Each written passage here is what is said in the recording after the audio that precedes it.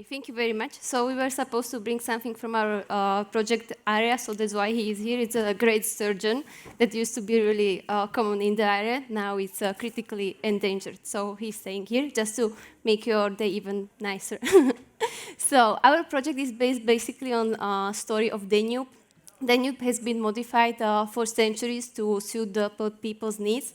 In Slovakia, it's mostly by building different channels to dry up the land, so it can be used for crops and wood production. Also, quite a big change happened when a water dam was built with a big artificial channel.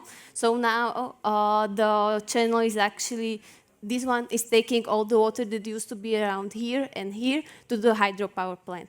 You can imagine that that caused quite a big change and damage in all the habitats around Danube.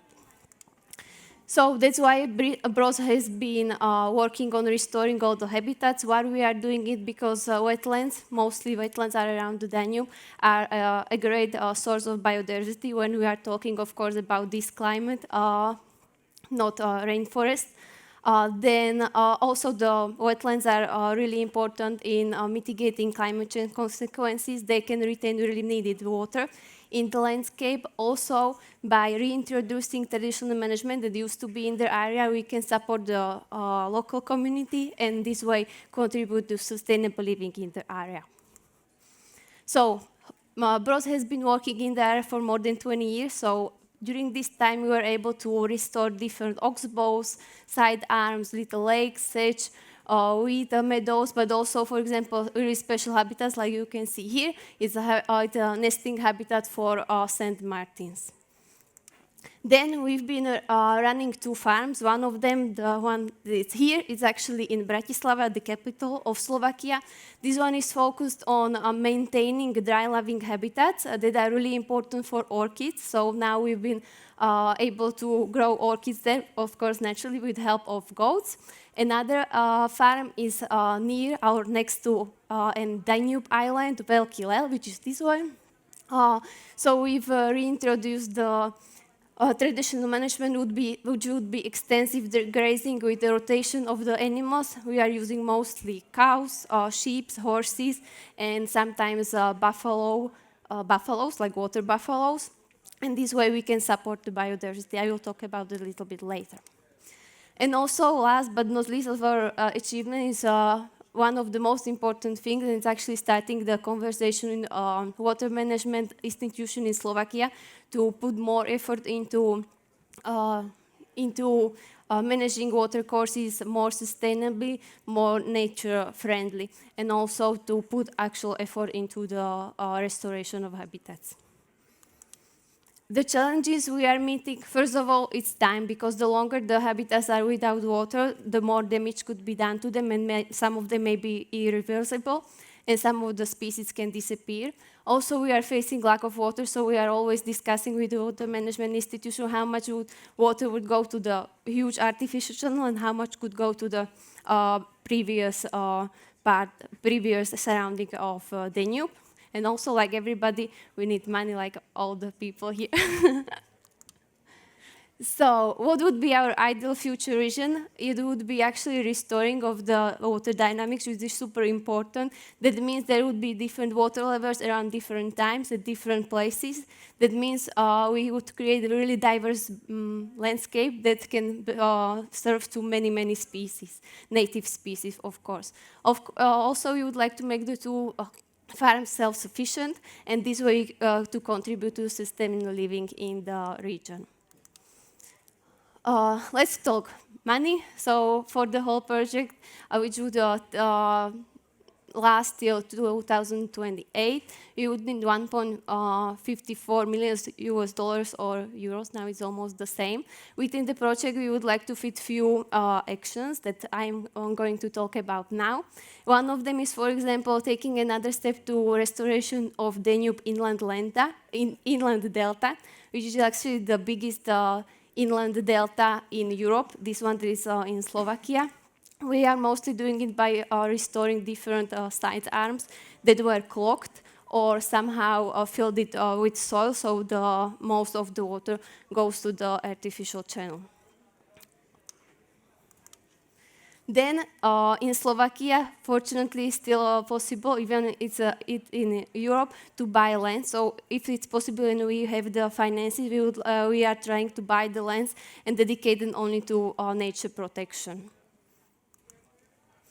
Then, as I was talking about, this is the reintroduction of traditional management. So it would be reintroducing really extensive grazing.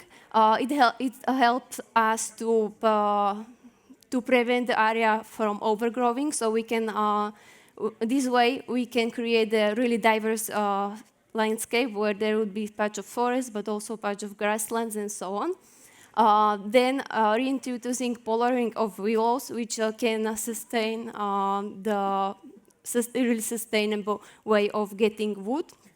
And also the grazing is really good for biodiversity, not only in terms of creating different habitats, but also the poop is really important because it attracts different poop, it attracts different species and their predators, so it becomes a really important part of the environment. Then let's talk about the farm at the Danube island, which is called Velký Lel. So the Velký Lel island used to have 3 side arms, which were bringing water towards the island. We've already restored 2 of them, and we would like to restore the third one, the last one. An important part of the farm is also a small eco-center. This eco-center is, however, an old building. We would like to upgrade it a little bit. It is used for workshop. Also, it has a place for exhibition. And upstairs, a few people can stay over.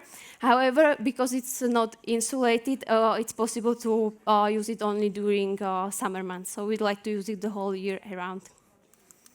Also, an important thing that we would like to add to the farm is creating a tiny cheese factory. Which milk from the cows that are already grazing the area would be used, and also herbs that are growing on the island. This way we can support also the local community because it creates some jobs, but also making the farm more attractive to visitors. And also, of course, it would support the farm throughout the year. Then let's talk about the Bratislava city. So in Bratislava, which is the capital, there is an island called Sihoť. It's a water reservoir. In the past, there were many, many channels leading to water towards the island. So of course, it had more water, also drinking water. So we would like to restore most of the small channels, so the water would be filled with water again. Now about the small farm in Bratislava, which is mainly taking about goats, and the goats are helping us with maintaining the dry living habitats with orchids. So we need some financing mainly for food for the animals during winter, but also some veterinary fees. Also, like everybody here, we are trying to plant trees, but it's not our main mission. But whenever possible, we try to replace the plantations that are, you can see, really artificial by native trees, which would be mostly poplars, white or black ones, and willows. One of our part of the project is also protecting and monitoring of European pond turtle. It's the only native turtle to Slovakia.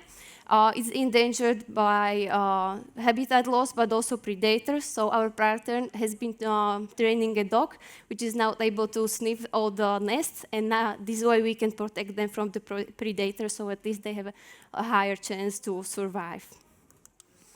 So as I mentioned, and monitoring is a part of our projects, but also most of our projects are monitored by our partners from Comenius University in Bratislava. So we have a group of researchers that are focusing on small mammals, reptiles, but also amphibians, fish, and invertebrates. Also, many of our colleagues are botanists or zoologists, so we have an information how our measures work in the field. And at the end, I would just like to highlight again the importance of the poop in the landscape. Thank you very much.